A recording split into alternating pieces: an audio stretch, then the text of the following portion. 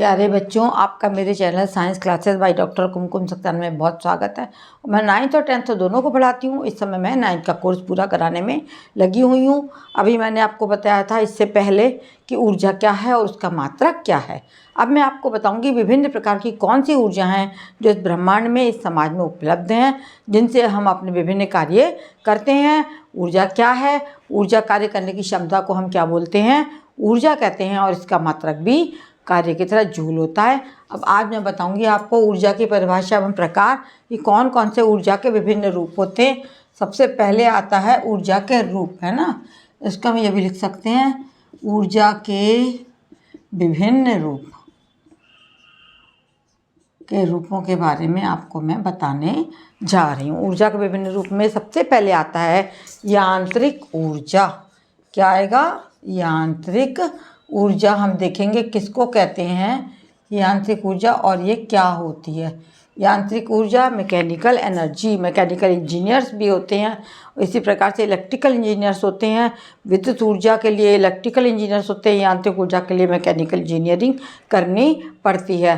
यांत्रिक ऊर्जा क्या है? जैसे कोई पत्थर गिर रहा है ना, या किसी तार को खींच के रखा है ना। क्या है इसके उदाहरण? क्या होंगे कि गिरता हुआ पत्थर, कोई पत्थर गिर रहा है तो उसमें यांत्रिक ऊर्जा होगी, गिरता हुआ पत्थर। दूसरा हो जाएगा आपका खींचा हुआ तार, खींचा हुआ तार, है ना। अगर तार को खींचा हुआ है तो उसमें यांत्रिक ऊर्जा निहित होती है। इसी प्रकार से घड़ी में हमने चाबी भर दी जिससे घड़ी चलती रहती है, तो ये भी यांत्रिक ऊर्जा कहलाती है। घड़ी में भरी चाबी भी यांत्रिक ऊर्जा है, भरी चाबी। ये सारे रूप हैं आपके यांत्रिक ऊर्जा के, कि जो है खींच के रख दिया या चाबी भर दी तो इसमें जो ऊर्जा निहित होगी वो आपकी कहलाएगी यांत्रिक ऊर्जा, है ना। और अब आती है प्रकाश ऊर्जा। प्रकाश ऊर्जा बहुत इम्पॉर्टेंट है। जिस प्रकाश के कारण हमें वस्तुएं दिखाई पड़ती हैं वो कहलाती है प्रकाश ऊर्जा, है। इसके कारण हमें वस्तुएं स्पष्ट दिखाई देती हैं।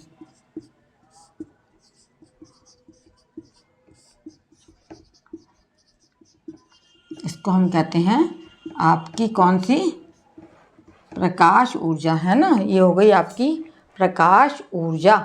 जैसे विद्युत बल्ब है ना, जलता हुआ विद्युत बल्ब और मोमबत्ती, है ना। इसका उदाहरण है विद्युत बल्ब। इसमें कौन सी ऊर्जा है? प्रकाश ऊर्जा। ये जलेगा तो हमें प्रकाश देगा। विद्युत बल्ब हो गया, और आपकी हो गई मोमबत्ती। मोमबत्ती को आप जलाओगे तो हमें प्रकाश देगी, तो ये कहलाएगी आपकी प्रकाश ऊर्जा।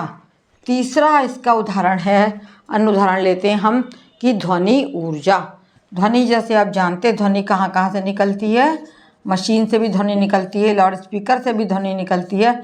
आवाज़ के कारण जो ऊर्जा होती है उसको हम बोलते हैं ध्वनि ऊर्जा। विभिन्न ऊर्जाएं अब ध्वनि के रूप में वातावरण में उपस्थित हैं, उत्पन्न होती हैं, उन्हें हम बोलते हैं ध्वनि ऊर्जा। चलती हुई मशीन, है ना, और लाउड स्पीकर, रेडियो, इन सब की जो आवाज़ है ये ध्वनि ऊर्जा है। और इसके अलावा इसका उदाहरण क्या हो जाएगा आपका? मशीन है, चलती मशीन में क्या है? ध्वनि ऊर्जा। चलती हुई मशीन, जितनी भी गाड़ियाँ चलती हैं उनमें सब में ध्वनि ऊर्जा उत्पन्न होती है। जहाँ से ध्वनि उत्पन्न होगी तो उसमें ध्वनि ऊर्जा आपकी निहित होगी। तो ये आपके हो गए 3 उदाहरण आपके, यांत्रिक ऊर्जा, प्रकाश ऊर्जा, ध्वनि ऊर्जा। और चौथा उदाहरण है आपका विद्युत ऊर्जा। चौथा है विद्युत ऊर्जा। प्रकाश ऊर्जा अधिक अलग होती है और विद्युत ऊर्जा, इन दोनों में डिफरेंस समझ लो। विद्युत ऊर्जा अलग होती है। विद्युत ऊर्जा क्या है? विद्युत मोटर चल रही है ना, और विद्युत बल्ब, है ना, विद्युत बल्ब में प्रकाश ऊर्जा भी होती है। ये विद्युत मोटर इसका उदाहरण है। विद्युत के कारण जो ऊर्जा उत्पन्न होती है विद्युत मोटर, है ना। और बल्ब भी इसका उदाहरण है। बल्ब में भी विद्युत ऊर्जा होती है। विद्युत जैसे ही हम करंट पास करेंगे, अपने स्विच को ऑन करेंगे, रॉड आदि में क्या होती है? सारी विद्युत ऊर्जा होती है। रॉड जलाएंगे, है ना, और पंखा चलाएंगे, सब में कौन सी ऊर्जा होती है? इन सब में ही विद्युत ऊर्जा होती है। अब आता है ऊष्मीय ऊर्जा। 5वां है हमारा उदाहरण ऊष्मीय ऊर्जा। ऊष्मीय ऊर्जा के मैं आपको उदाहरण बताने जा रही हूँ कि ऊष्मीय ऊर्जा कौन सी होती है। जिस ऊर्जा से वस्तु के गर्म होने का आभास होता है ना, जिस ऊर्जा से वस्तु के गर्म होने का आभास होता है उसे ऊष्मीय ऊर्जा कहते हैं। जिस ऊर्जा से वस्तु के गर्म होने का आभास होता है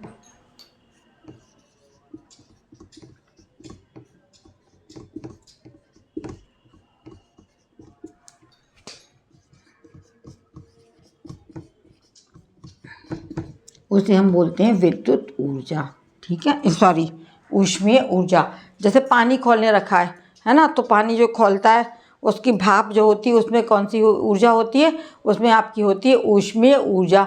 माना गला या हमने दूध गर्म होने रख दिया तो उसमें ऊष्मा आ जाती है, उससे जो ऊष्मा से जो ऊर्जा उत्पन्न होगी उसको हम कहेंगे ऊष्मीय ऊर्जा। भाप की ऊर्जा भी ऊष्मीय ऊर्जा कहलाती है।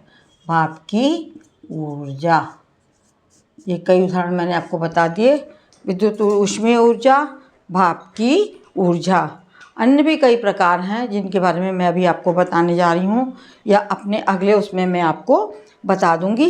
ये आप जब तक इसको याद करिए, उतारिए और समझिए। ठीक है, मेरे चैनल को अवश्य आप सब्सक्राइब करें और देखें और देखते रहें। अन्य बच्चों को अवश्य बताएं। ठीक है, इस तरह से मैं आपसे देती रहूँगी। इसके आगे भी मैं बताने जा रही हूँ आपको। अब आगे आती है आपकी पवन ऊर्जा। 5 हो गया ना, छठा बताने जा रही हूँ मैं पवन ऊर्जा। पवन में भी ऊर्जा होती है। आज ये पूरा ही कर देती हूँ मैं, फिर आगे आपको दूसरा बताऊँगी आगे। पवन ऊर्जा, पवन ऊर्जा क्या, पवन चक्की सुना है नाम कभी आपने? पवन ऊर्जा, पवन चक्कियाँ देखी हैं, है ना। पवन जो तेज़ हवा चलती है उससे जो ऊर्जा उत्पन्न होती है उसको पवन चक्कियाँ आपने देखी होंगी, कहीं गए होंगे कि पंखे के रूप में लगी रहती हैं, वो होती पवन ऊर्जा। बहती पवन में जो गतिज ऊर्जा होती है, पवन चक्की, जल पंप, है ना।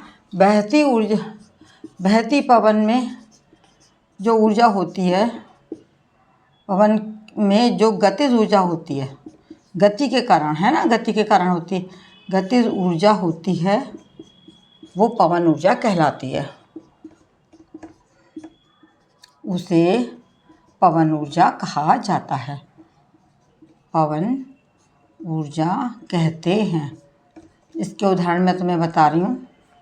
ठीक है, पवन ऊर्जा के उदाहरण आप समझ लीजिए, देख लीजिए कौन कौन से पवन चक्कियाँ राजस्थान में बहुत ज़्यादा होती हैं, है ना। मध्य प्रदेश में और विदेशों तक में, अमेरिका तक में लगाई गई हैं। बड़ी बड़ी पवन चक्कियाँ लगाई जाती हैं और उनसे जो उसमें उनको खूब तेज़ गति से चलाया जाता है और उससे जो ऊर्जा उत्पन्न होती है उससे पवन चक्की चलाई। और जल पंप, उससे जल पंप द्वारा पानी भी निकाला जाता है। पवन चक्की और जल पंप, पवन चक्की और जल पंप इसके उदाहरण हैं।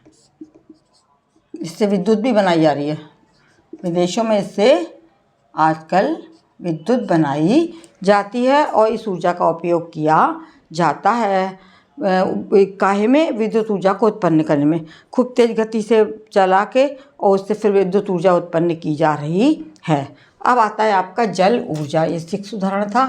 अब आएगा जल ऊर्जा। जल ऊर्जा क्या होता है? डैम देखे हैं आप लोगों ने, बड़ी बड़ी जगह पर डैम होते हैं और वहाँ पे पानी को रोक दिया जाता है और पानी को रोक के बांध बना के पानी को रोका जाता है। और जब उस पानी को वो तेज़ गति से गिराया जाता है तो विद्युत जनित्र द्वारा, है ना, 25 जो है विद्युत उत्पन्न, जहाँ पे बहुत बड़ी नहरें होती हैं या बहुत बड़े वो हैं, वहाँ पर क्या है, ये वाला लगाया जाता है जिसे हम कहते हैं आपकी जल ऊर्जा। जल को इकट्ठा किया, फिर उसको जब तेज़ी से गिराते हैं तो उसके कारण जो विद्युत उत्पन्न होती है। विद्युत धारा जनित्र जो है 25% विद्युत जल स्रोतों से ही प्राप्त होते हैं। विद्युत धारा जनित्र के द्वारा, विद्युत धारा जनित्र बनाया गया है, धारा जनित्र इसका उदाहरण है। ठीक है, बड़े बड़े डैम बनाए जाते हैं और उनसे विद्युत मोटर लगा के विद्युत धारा उत्पन्न की जा रही है और 25% विद्युत धारा जो है इसी कारण हमें प्राप्त होती है। 25% विद्युत धारा इसी कारण से प्राप्त हो रही है। ये कहलाती है आपकी विद्युत धारा। जल के द्वारा विद्युत धारा उत्पन्न करना, बिजली उत्पन्न करना और फिर उस बिजली को तारों से डाल के सप्लाई किया जाता है। अगला उदाहरण है रासायनिक ऊर्जा। रासायनिक ऊर्जा। रासायनिक माने केमिकल पदार्थों से जो ऊर्जा प्राप्त होती है वो रासायनिक ऊर्जा कहलाती है। किसी पदार्थ के अणुओं में रासायनिक बंध के द्वारा जो ऊर्जा होती है, किसी पदार्थ के अणुओं में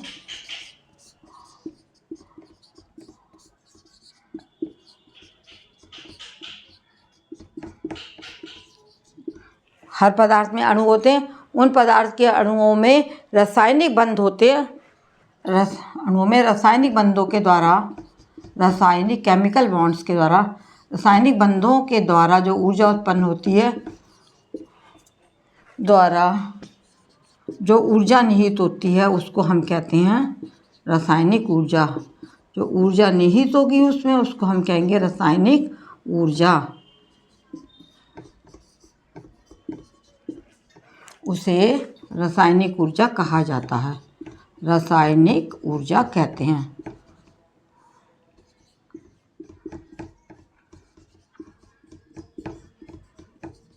ठीक है, ये मैंने बहुत सारे प्रकार आपको बता दिए। अब आता है जैव ऊर्जा, है ना। जैव ऊर्जा आप समझिए क्या है। जैविक पदार्थों से प्राप्त ऊर्जा। जैव ऊर्जा, गोबर गैस प्लांट इसका उदाहरण है ना। गोबर गैस प्लांट इसका उदाहरण है। गोबर गैस प्लांट क्या होता है ये कि जैविक पदार्थों को सड़ाया जाता है, गलाया जाता है और उनसे कौन सी गैस उत्पन्न होती है? मीथेन गैस उत्पन्न होती है, जिसे ईंधन के रूप में भी मीथेन गैस प्राप्त होती है, जिसे हम ईंधन के रूप में भी मनुष्य यूज़ कर रहा है। ईंधन के रूप में बहुत बड़ा जो है वो लगाया गया है आपका गोबर गैस प्लांट, और उसको में गोबर को सड़ा के और इस ऊर्जा को उत्पन्न किया जा रहा है और इससे मीथेन गैस प्राप्त होती है, जो कि आपके ईंधन के रूप में हम इसको प्रयोग में लाते हैं और इसका उपयोग करते हैं। अब सबसे लास्ट और सबसे इम्पॉर्टेंट ऊर्जा है सौर ऊर्जा। इसको क्या हम बोलते हैं? सौर ऊर्जा। सौर ऊर्जा क्या होती है? आप जानते हैं सबसे बड़ा स्रोत है ना, जो ऊर्जा का सबसे बड़ा स्रोत है सूर्य। ऊर्जा का सबसे बड़ा स्रोत सूर्य है। इसको तो बताने की शायद आवश्यकता नहीं है, क्योंकि सभी लोग जानते हैं सूरज से हमें गर्मी प्राप्त होती है और उससे हमें सभी ऊर्जाओं का मूल आधार क्या है? सौर ऊर्जा ही होती है। और सूर्य ही सबसे बड़ा ऊर्जा का स्रोत है, और जिससे कि हम लोगों को अबेंडेंट मात्रा में, बहुत मात्रा में, जिससे हमारे कपड़े सूखते हैं, ज़मीन सूखती है, अन्य पेड़ पौधों को ऊर्जा मिलती है ना। सौर ऊर्जा का उपयोग करके पेड़ पौधे अपना भोजन बनाते हैं और बहुत सारा धूप में हम लोग बैठते हैं, बहुत चीज़ें सुखाते हैं। तो ये सबसे बड़ी ऊर्जा होती है जो बिना गर्म प्राप्त करे हमें प्राप्त होती है, और ऊपर से लेकर, सूर्य से लेकर सारी किरणें ज़मीन पर आती हैं और हम सबको प्राप्त होती हैं। ये मैंने आज आपको बता दिए ऊर्जा के विभिन्न स्वरूप कौन से होते हैं, ऊर्जा क्या होता है, ऊर्जा का मात्रा क्या होता है। मेरे चैनल को देखने के लिए धन्यवाद, और आगे बच्चों इसको लाइक करें, शेयर करें, तथा जिन्होंने नहीं किया है वो सब्सक्राइब करें, जिन्होंने किया है वो ना करें। धन्यवाद।